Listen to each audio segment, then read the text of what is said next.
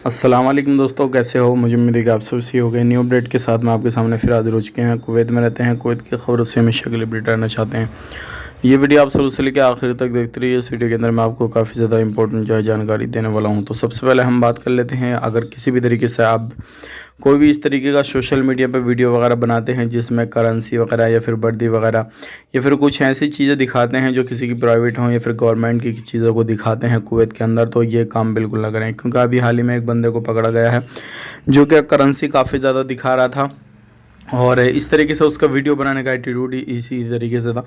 तो उसके ऊपर मिनिस्ट्री ऑफ इंटीरियर की टीमें चेकिंग करेंगे और उसको पकड़ेंगे और उसको पकड़ने के बाद में जो भी सज़ा रहेगी वो उसको देंगे। तो ध्यान रखें, आपको ऐसा कोई भी वीडियो किसी भी तरीके से नहीं बनाना है जिससे आपको परेशानी हो, और परेशानी होने के बाद में आप पर जुर्माना लग गया या फिर जो भी है जेल वगैरह होने के बाद आपके देश आपको डिपोर्ट कर दिया जाए। तो ये गलती आपको नहीं करनी है। कोई सी भी सोशल मीडिया पर नहीं आपको इस तरीके का वीडियो डालना है, क्योंकि उस बंदे ने टिकटॉक पर ये वीडियो डाला था। बात कर लेते हैं अगली खबर की तरफ। जो अगली खबर आ रही है निकल के वो आ रही है, बहुत सारे लोग ऐसे होते हैं, डॉक्टर नर्सेज वगैरह, क्योंकि बिना लाइसेंस के बिना परमिशन के किसी भी तरीके से कहीं पे भी क्लिनिक वगैरह खोल देते हैं। तो इसी तरीके से अहमद एरिया में एक डॉक्टर ने को पकड़ा गया है। ना ही उनके पास में लाइसेंस था और ना ही जो मिनिस्ट्री ऑफ हेल्थ की तरफ से अप्रूवल जो दवाइयाँ थी वो दे रहे थे। किसी भी तरीके से ये सारी चीज़ें नहीं थी उनके पास में। तो उनको पकड़ने के बाद में पूछताछ हो रही है ये दवाइयाँ कहाँ से मिली, जो अप्रूवल ही नहीं है। तो ये दवाइयाँ आप क्यों दे रहे थे किसी को, और बिना लाइसेंस के आप इस तरीके से क्लिनिक क्यों चला रहे थे? तो ध्यान रखें, कहीं पे भी आप जाएँ चीज़ों को आपको ध्यान रखना बहुत ज़्यादा ज़रूरी है। अब बात कर लेते हैं भाई जलेब के हवाले से। जलेब में अभी भी आपको मालूम है जो चेकिंग वगैरह है वो काफ़ी ज़्यादा हो रहा है। जो लोग खुले में सामान वगैरह बेचते हैं, जो एक्सपायर हो जाता है बेचते हैं या फिर ख़रीदने के लिए जाते हैं, तो बेचने वाला भी ख़रीदने वाला भी अगर चेकिंग के दौरान पकड़ जाते हैं बख्शा किसी को भी नहीं जाएगा। और मिनिस्ट्री का कहना ये भी है, बहुत सारे लोग ये बोल देते हैं कि हम तो ख़रीदने के लिए आए हैं, ये करना है वो करना है।